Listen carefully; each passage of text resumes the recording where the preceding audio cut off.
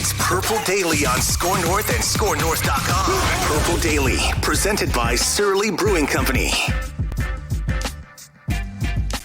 Mike, with 3 preseason games now, how do you adjust the playing time? Do you still treat the third one like you would normally treat the third one? I don't know. I've thought about it a lot. I think it really depends on where we're at with, where we feel like we're at.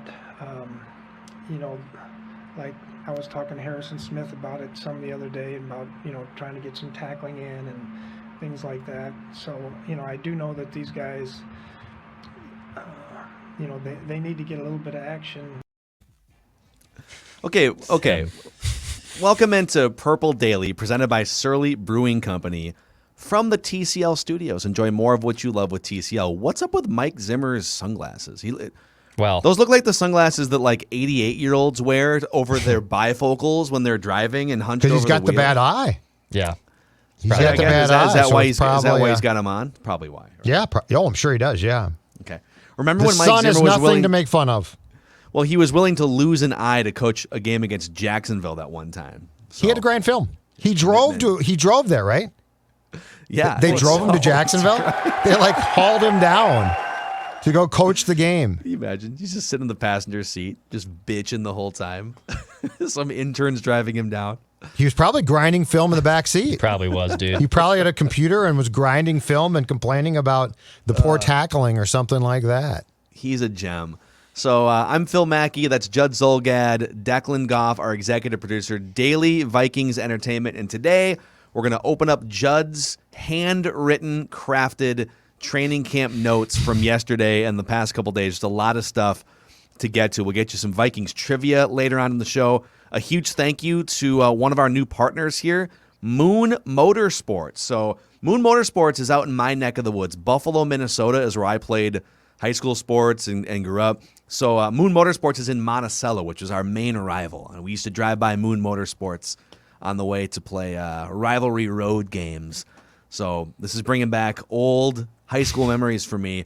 But at Moon Motorsports, you'll find side-by-sides, ATVs, motorcycles, snowmobiles. It's the most exciting power sports selection and the largest in the region. So check them out at moonmotorsports.com today, moonmotorsports.com today. Get that snowmobile ready to rock because it's 90 degrees right now, but before you know it, you're going to have a whole pile of snow dumped on your head. So check them out. All Thanks right, for the uplifting August commentary. We all know what's coming. We know it's coming, the state fair means there's 5 minutes of fall, and then I love fall.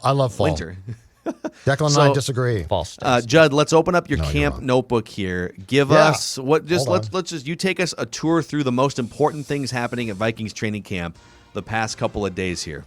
Hold on a second. Actually, just to guide you here, because I have a feeling this might go off the rails. Let's start with Kellen Mond, if you could. It's not going to go off the rails. What are you talking about? Practice Damn today. it, I'm a professional. I've got these are all typewritten out. Yes. So Kellen Mond's back. I find this one to be intriguing. Now, I talked about it. We all did quite a bit. Kirk Cousins being quarantined for 5 days because he is the starting quarterback, and it could be a precursor of things to come, was a story. Like you could say, I don't think it was, but it really was. But Kellen Mond was the guy that triggered that whole quarantine of the quarterback room, at least the 2 guys who were too close to him because the room was too small, because he was actually diagnosed with COVID-19. And Clint Kubiak, the Vikings offensive coordinator, last week said, we are trying to work with Kellen from home where he has to be for 10 days, but he is sick. So that led to, how sick? Well, he was activated today as we record this on Tuesday. So he should be back at practice. Here's what I find intriguing. I never expected that Mond, and I don't expect, that Mond will have to play in a game, much less start a game in 2021. But this was sort of the start of what I consider to be an extremely important redshirt year in which he learns. And look, he is a 3rd-round pick. Ideally, at some point, and I don't know if it's 2022 or 23, he replaces Kirk Cousins. Like that's the perfect world scenario. This does not end that chance, but what this does do is it puts him behind, certainly I don't see him playing against the Broncos in the preseason game now on Saturday. Yeah, Kirk Cousins will probably get a series. Jake Browning will probably play after that. And ideally, Kellen Mond plays third. Well, he almost certainly does not now. So while this does not derail the opportunity that Kellen Mond someday will be the heir apparent to Kirk Cousins, I think it's worth talking about and certainly bringing up the fact that he's been absent for 10 days. And you clearly during that time lose valuable practice time that at least keeps you on a par with what everybody else in that quarterback room is doing or knows. Yeah, I think the last 10 days for Kellen Mond, I think it means, A, there's almost no way he's the backup quarterback when the season starts. Jake Browning is going to be the backup quarterback.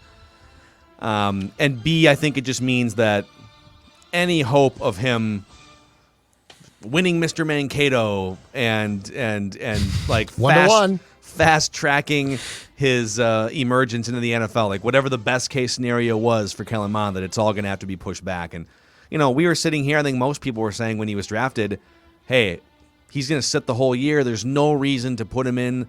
Like even if Kirk struggles for a few games like he did when the Vikings were 1-5, like there's no real logical reason to put a guy in over his head when you're trying to overhaul his throwing motion.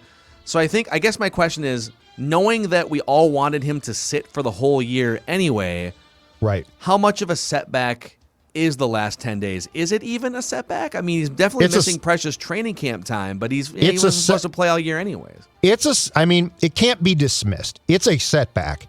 It doesn't end his chances of eventually doing what the Vikings foresee him doing. But I also don't think that you can say, well, it's no big deal. It's valuable time.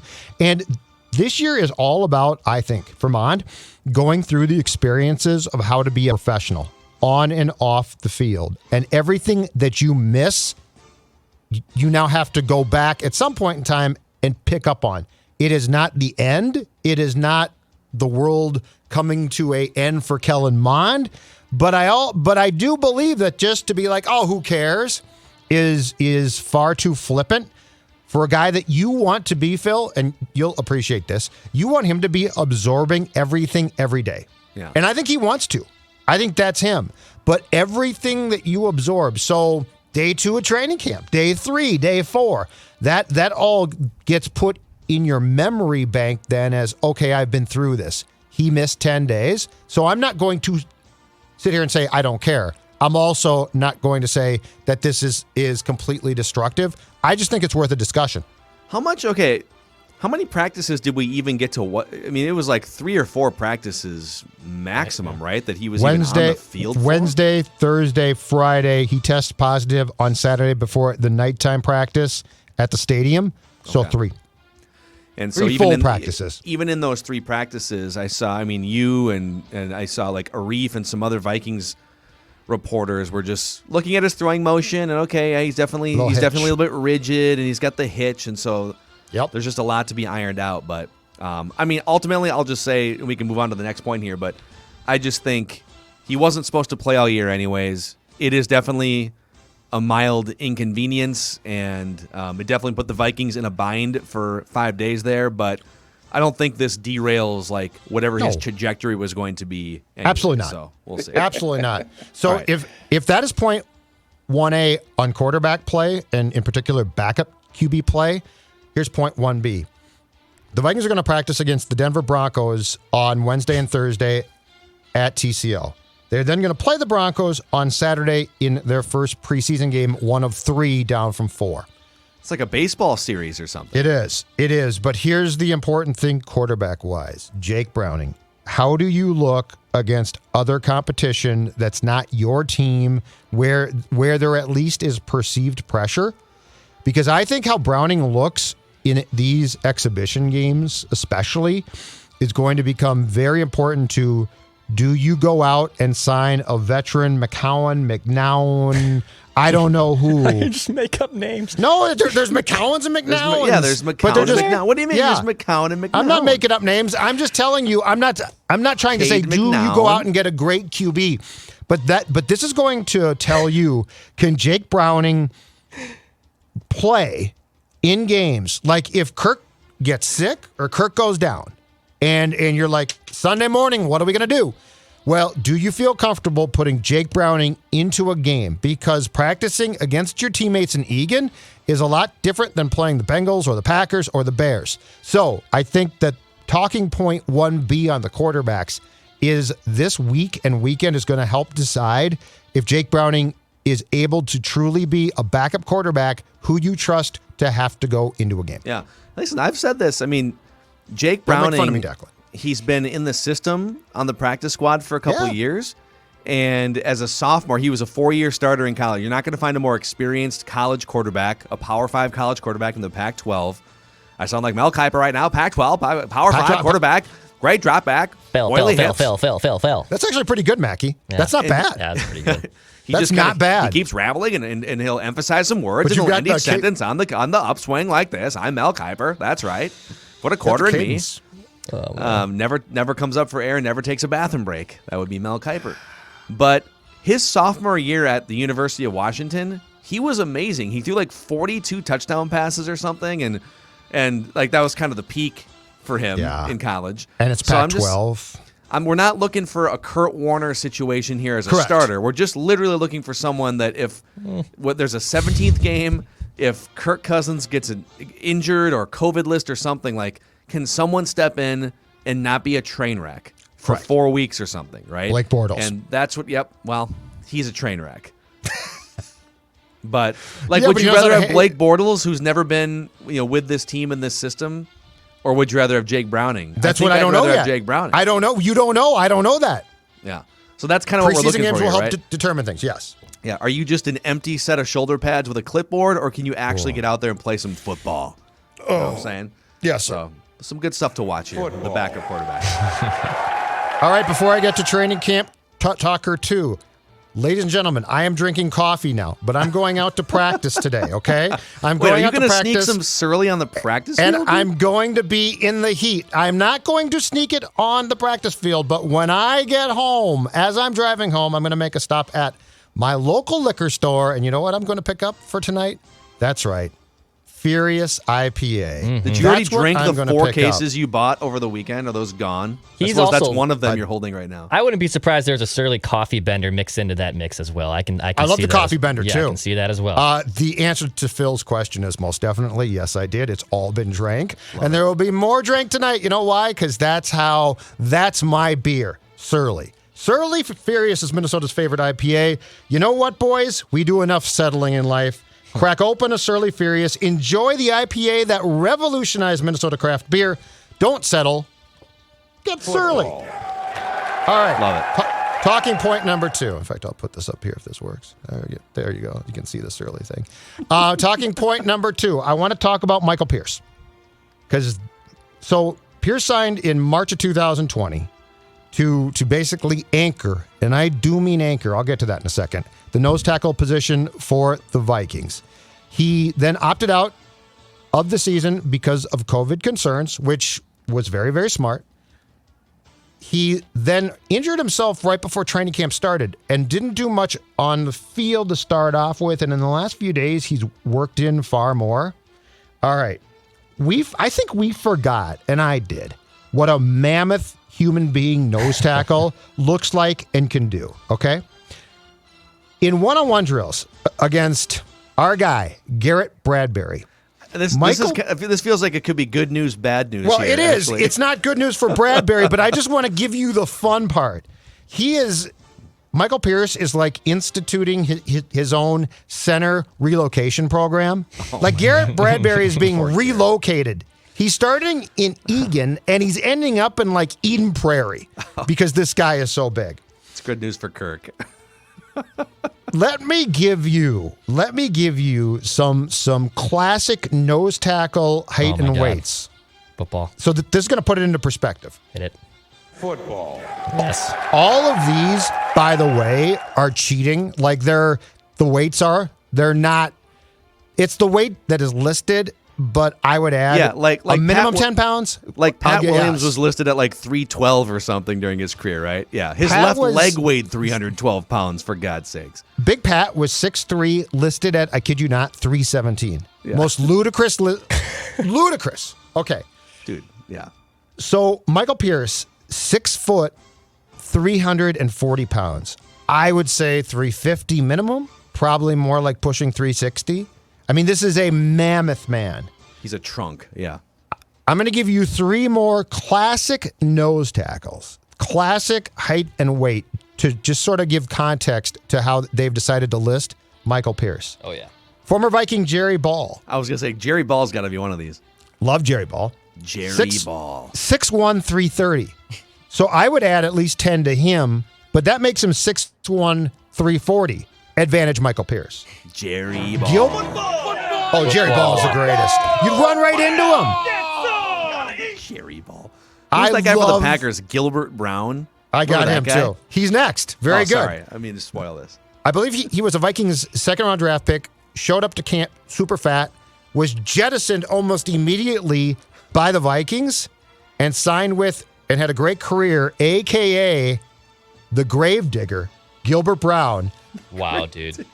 The Gravedigger, because he would stuff the run and then dig the grave at Lambeau Field. 6'2", 340. So again, Michael Pierce is listed at 6 feet, which is probably correct. 340.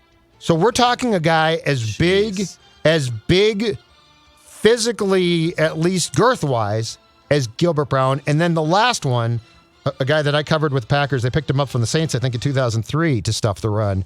Do you guys remember Grady Jackson? Big Grady Jackson? Mm-hmm. Yeah. Listed at 6'2", 345. Okay. So that's probably as close as we can get. That's how big Michael Pierce is. Okay, here's what's funny. Okay, usually we do Tuesday Vikings trivia here, which we'll get to later in the show. And so I'm on a website where I'm looking at some different Vikings trivia questions for you guys. One of the trivia questions on here is, which Viking had the highest body mass index in team history at 43.5 BMI? Gilbert Brown. Jerry Ball. Jerry Ball! Yeah. I love how that's like, so they track that? Is that a public thing? I had no idea. No, I don't think no. He weighs. No, I don't think it's a trivia question. 6'4", 350 pounds, and his BMI is off the charts, 43.5. Amazing. Oh my God. What was when Big Bryant McKinney showed up for camp under less that 1 year, and they couldn't practice him because his cholesterol was so high that there was grave concern that he might drop dead if he practiced, and the Vikings cut him. His BMI had to be more than Jerry Ball, right? Yeah, he was. I don't know. I don't know what it is, but it was. Yeah, The Vikings I remember that being a big thing. They wouldn't let him practice. They said he might die. Yeah, earlier that offseason, I remember being at 7 Sushi and Steak. There's a rooftop downtown Minneapolis at 7. And they always had great happy hour sushi specials. I live downtown. And one day, Bryant McKinney comes rolling in with 9 women. It was literally Bryant McKinney and 9 women. And they went and sat in this is like 4 o'clock in the afternoon on a Tuesday or something in the summer. And I'm there for sushi happy hour with a couple friends. And there's Bryant in this velvet roped off area on the rooftop, just enjoying some women of the night, I guess. I don't know if those he are was his a character, friends, man. his board game friends. They were gonna do some puzzles or what? Bryant McKinney was a complete character, but he got a little too fat. Didn't he owe a nightclub in Miami like $500,000 in unpaid VIP bar tabs? Yes. Oh my God. The Pro Bowl after that's what Declan's tab is at Red Rabbit right now downtown. Yeah, I've had a couple of those. the Pro Bowl They like me too much. in 2000. So after 2009, Bryant McKinney, the Pro Bowl was played in his hometown of Miami. He went to like a practice and then he quit. And they kicked him off the team because he thought he was just going to show up for the game. The Vikings were livid. It was so embarrassing. Dude. He basically stepped. But I mean, he didn't have to travel. It was in his hometown. And after like, I'm one good. practice, I'm good. He was like, I'm not showing up for more. I mean, you have to at least show up for practice, No, okay? man. The Pro Not when Bowl you- stinks. Not when you're rich and don't care that much. He got booted off a Pro Bowl team. He's like, guys, I'm rich. I don't care that much. I'm out. And every woman in Miami wants to hang out with me. So Who gets kicked off a Pro Bowl team? That's awesome. Amazing. Do you want one more? A Yeah. third one? Okay, good news. Yesterday. And I believe that you can find, if not, I think both of these highlights on the Score North Twitter account that I sent to Dex. The tight ends catching touchdowns. I believe every tight end who's rostered at a different time yesterday in competitive drills caught a touchdown pass. Irv Smith caught one over Harrison Smith. He continues to have a fantastic camp. Irv Smith Jr. is going to have a great year, and it looks like he is very solidly in their plans, too. So I think the days of us lamenting the fact that Irv Smith is not being used is gone. Yay. And there's also, in fact, I didn't get this, Dex. I apologize. It was a one-handed catch by Tyler Conklin that was a thing of... Yeah, Conklin, thank you. That was a thing of beauty. The Vikings tight ends are in for, I think, receiving-wise, an exceptional year. That's the good news. They should be. I mean, this is it. This is it for Irv Smith. Not like his career's on the line, but like... What are we going to do? No, dude. As Tsuyoshi Nishioka once said, if it doesn't work for me now, I'm going to have to throw it all away. What do you mean by that, Tsuyoshi? Throw it all away. Throw it all away. But first, I'm going to use my bidet. Myself. But first, hey, it's Tsuyoshi for my bidet. My friends. Oh, look at Declan. Mine this morning got a good use. Oh, thank you. Some buffalo wings were consumed last night. Declan, stop! No, what are you doing? God. If I did that, you'd be like, you'd be disgusted. I'll stop. There's a new social media video series for Score North Instagram and TikTok. Declan live from his bidet. No, stop! Disgusting. Splashy takes about the Minnesota Vikings. I just like this all comes down to offensive line and scheme now, right? Like the Vikings offense is going to be whether it succeeds or not, and Kirk, but. If the offensive line can just not be a train wreck, and I have my reservations now that we've seen Christian Darrisaw. You're his number one fan. What are you talking about, Phil? Listen, I'm here to give Oli Udoh a chance. I'm gonna wait until we see him in some preseason games and some regular season games. But there are so many weapons here. How many teams in the NFL would happily trade out whoever they have at running back, wide receiver, tight end for Dalvin Cook, Adam Thielen, Justin Jefferson, Gronklin, who could emerge this season? So, yes, there should be. And you know what? Plenty of targets for old Kirky boy. I'm going to give you a Dalvin Cook thing that I absolutely love. Okay. So as they went to special teams drills, which Cook obviously does not participate in, he could have gone hot day yesterday, miserable outside, taken his helmet off, gotten water, taken a break, right? Instead, he commandeered a coach and a quarterback and had them throw passes to him and worked on his receiving, which, by the way, he already is good at. That's the type of stuff I love. But it's a hot day outside. You can take a break. Special teams is not your worry. And he goes and works on his footwork and catching passes. That's the type of thing that makes a star player a star player. Yep. Good for him. That's the type of stuff I love seeing at training camp. I like seeing, which borderline roster wide receiver, Adam Thielen back in the day, spends 40 minutes with the jugs machine after practice is over, right? Yeah, I mean, absolutely. Stephon Diggs, former 5th-round pick. Like, sometimes that's the type of stuff. Adrian Peterson, and this wasn't training camp. This is at the old Winter Park in Eden Prairie. Like, Adrian Peterson's first few years in the league. So they would get done with the August practices, so you're in the heat, and it's before the season starts, so you're not... During the season, those guys take it easy a little bit during practice, but during the August ramp-up, once they get back to the old Eden Prairie site, they had that big running hill on the side of the practice fields. And you'd see Peterson over there after like a 2-hour practice doing like 20 sprints up this 45-degree angle hill, just sweating his entire body out, It's like, all right, you watch that and you're thinking, yeah, this guy's probably a Hall of Famer. I don't know if Moeldy Moore is doing 20 of those reps with Adrian Peterson. What boat are you talking about? What's that? Oh, Moore. He's the guy. He's the guy that told us. He finally said, "Yeah, there was a boat, but I wasn't on it. I'm engaged." Yeah. Well, that was Moore. A couple of those other guys might have been too. Yeah. So, exactly. All right, that's those are Judd's Vikings training camp notes here, which today are presented by Brainerd International Raceway. A lot of great races, positional battle races for punt kick returner. Cam Dantzler versus Bashad Breeland for that second outside cornerback spot, while the fastest races take place at Brainerd International Raceway, August 18th through the 22nd. The NHRA Lucas Oil Nationals, 330 miles per hour of cars just warp speeding past your face in these drag races. It's very kid and family friendly too. You get meet and greets with the racers. It's a blast. Find out more about ticket and camping packages at BIRMN.com. BIRMN.com. Are you guys down for a little Tuesday Vikings trivia here? Oh, yeah. Who's ready Let's for do it? it. Who's ready for it? Me. I'm ready. Okay. There it is. There we go. Oh, we got a little mix of We got a little. that's NFL films music. That's dangerous. That's dangerous right there. And- All right, this might be an instant answer, or you guys can collaborate and figure it out. All You right. might just know this. In the 1998 NFC Championship game, Randall Cunningham threw 2 touchdown passes to 2 different players. Who caught those touchdown passes? I was there. All right. Well. Dex.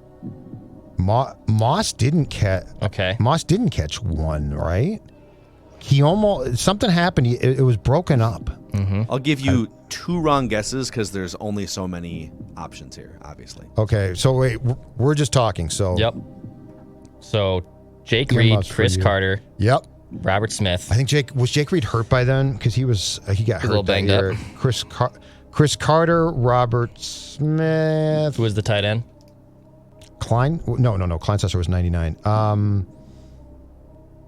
Was their tight end on that team? No looking, no cheating. Yep. No, we're not. No, Or no cheating. no one's cheating. No one's cheating at Eyes all. up, eyes up. Eyes up. I just got a notice from my internet company. So my internet's out at home. So that's what that was. Oh, I like it. Okay, Dex, what's the answer? Is Chris Carter one? Let's go with Carter. All Number right, 1. Chris Carter. Chris Carter Shoot. did not catch a touchdown pass. Do you remember in Moss 98. catching one? I just remember there was I watched this game over quarantine, like probably a little over a year ago. You know, I'll give you 3 wrong guesses. I'll give you All 3 right. wrong. I usually give you 3 give wrong us the guesses. same. Yeah, give us the same courtesy that Declan gives us. Okay. Robert Smith. I feel like it's not obvious, Declan, or like if it was No. Moss and Carter, he wouldn't have asked this question. Or would it be reverse psychology? Yeah. So obvious. yeah, but it's you not. guys But we are know gonna it's psych not. yourself But we know it's not Carter already. out. Just to So- psych you out even more, 15 different Vikings players caught at least 1 pass in the regular season in 1998. Yeah. Yeah. I want to say Robert Smith caught a touchdown pass.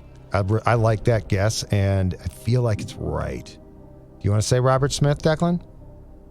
You were there. Declan looks so nervous. Well, he just watched this I game guess and it's he can't because his home remember. So internet's out. That's probably why. Yeah.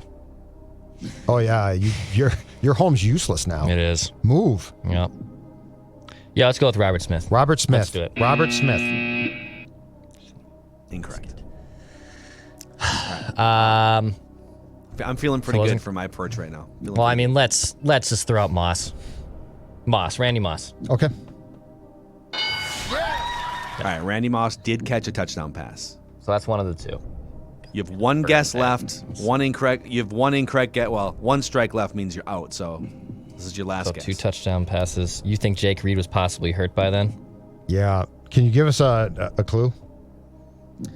Yes, it was a wide receiver. Okay. Who would be the other wide receivers that wouldn't be Jake Smith in that team? Jake Reed. Or Jake Reed, sorry. I mean, it could be Jake Reed. I could be wrong here. I don't know how it wouldn't be Jake Reed. Okay, so who? So the receiver is on. Okay, so it's a wide receiver. So Yeah. Chris Carter, I'll tell you. Randy Moss, Jake Reed. Well, I'm not going to give you any more hints. I'm not- I was almost going to give you a hint there, but no, you don't. Okay. So it's a wide receiver. Who was? Do you know any other wide receivers on that team that wasn't the 3 deep right Oh, Matthew Hatchett. there? Ooh, Matthew could be Hatchett. a crowning, some random moment from an infamous game. I can feel see like it being that. I feel like and just to throw this out, I Yep, feel yep. like Moss and Jake Reed is too obvious still. So there's something going on here. There's Something something at goofy. work behind the scenes in Seattle. Okay. Let's go with Hatchet. Matthew Hatchett. Matthew Hatchett is correct. Yes. Yeah! Big day! Wow. Big day! I'm That gonna was Judge I'm gonna reward reaction. myself with a surly. That was Judge reaction when we were named a finalist. I'm not sure Yeah. if you heard for the National day! Marconi Award. Big day. Yeah, Matthew Hatchett